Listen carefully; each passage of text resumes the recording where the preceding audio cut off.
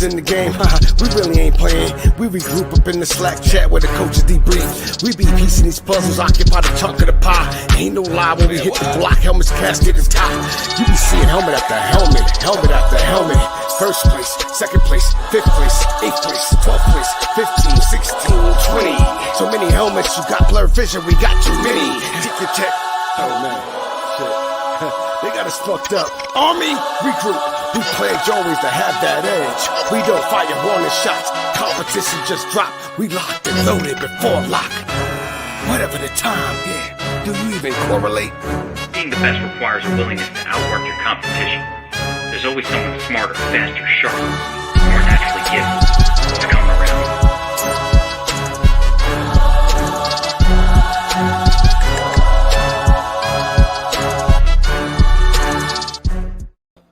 What up, everybody? It's your boy, Josh Thomas, a.k.a. DFS Up North from DFS Army, here for another Fore Thoughts. We are at the Rocket Mortgage Classic this week in Detroit, Michigan, just outside of 8 Mile. We are ready to roll. I have an action-packed article for you guys this week and some really actionable information. And I got, I'm looking for some help on something. I'm going to get to that in a second here. But again, need to shout out, this was 2 weeks ago, but CM Bell just crushed it. 100K on FanDuel. Was our fourth 100K winner in the last, really 2-3 weeks here at DFS Army. And if you are not a DFS Army VIP, what are you doing? Use the code Up North. That gets you 10% off a VIP membership or a core for membership. And my boy CM Bell helped me out by donating to my Run 100 Miles challenge. So it is my goal here in July is that I am going to run 100 miles for St. Jude's Children's Research Hospital. There are a bunch of people all around the country doing this.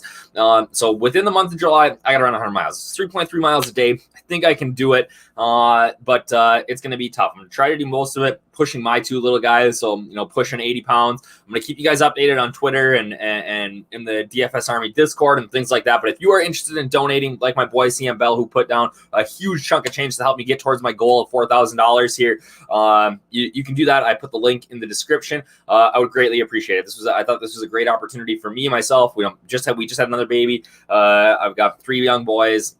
Dad needs to, get back in a little bit of fighting weight here. So for me to get back and running pretty consistently here in July, I thought that was a good thing. And then to raise some money for St. Jude's, which is one of my favorite, my favorite charities, helping kids out with childhood cancer is it's a win-win for everybody. So if you're interested in donating, I would greatly appreciate it. I put the link in there below, and I'm gonna give everybody a shout out here on the pod at some point. So let's get to it. Detroit Golf Club. We are at 8 Mile. Like literally, we are at 8 Mile. Eminem grew up literally just down the block here. The parking for this is right on 8 Mile. So Detroit Golf Club, it's a Don Ross design, 7,370 yards, par 72. This is the third year that we are playing it. It's similar to last week. We are bentgrass and Poa mixture tee to green. These are really the only 2 weeks on tour that we get this. So it's an interesting setup. It's a Don Ross. It's really right in your face. All right.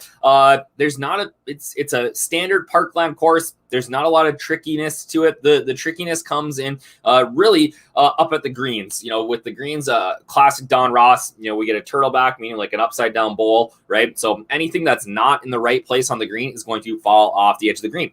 So there's a big premium placed on hitting greens in regulation this week. And if you're not hitting greens in regulation, you better have some good short game because you're going to be in trouble. This in the past has really played as a birdie fest. We're looking at a -20 or more for the win here. But the course did receive about 5 inches of rain heading into this tournament. That means that I'm assuming that the rough is going to grow up a little thicker, waiting to hear a little bit from what players are saying on the course. But for the most part, this is a hit your ball, go get it, and really a second shot course. So if you're in the fairway, you're in good shape. If you are in the rough, you better be a ways down there so that you're hitting a wedge out of it. So, we look at, and that's going to be one of our forethoughts here, is that we look at, kind of how the leaderboard shapes up the last 2 years, and we get a pretty good mix of players here at Detroit Golf Club.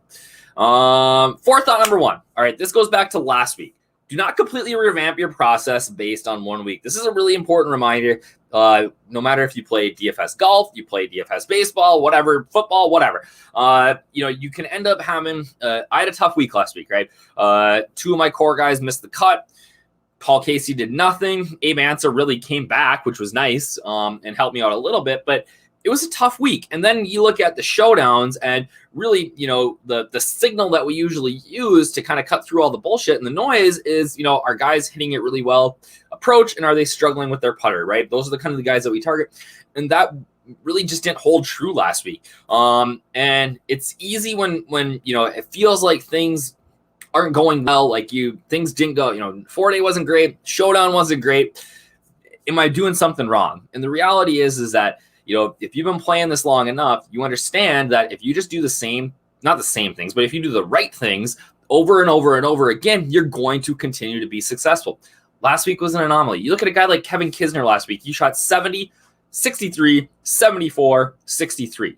That's insane, right? Who does that, right? But that's just kind of like that really sums up the week for me. A guy who, made 18 pars on Thursday, shot 8 under on Saturday or on Friday, shot 4 over on Sunday, and then another 8 under or 6 under or whatever it was on Sunday, and finished in the top 5, right? Like it's hard to find a signal in all of that noise for why he was playing well. I do have some ideas. I'm going to share those with our VIPs about things that I think that we can maybe look at, since these two courses play pretty similarly here. But again, it's very easy to be like, you know what, I'm blowing it all up. I'm changing it up this week. Well, if it's been successful in the past, it's likely going to continue to be successful in the future. All right. So don't just blow everything up because of one bad week. I think that's a really important reminder for everyone.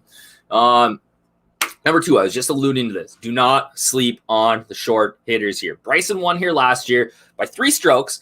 And Matthew Wolf was second, fairly long hitter, but everybody falls into this narrative that Detroit Golf Club, you got to just hit it as far as you can and go find it. Hit a wedge in from the rough.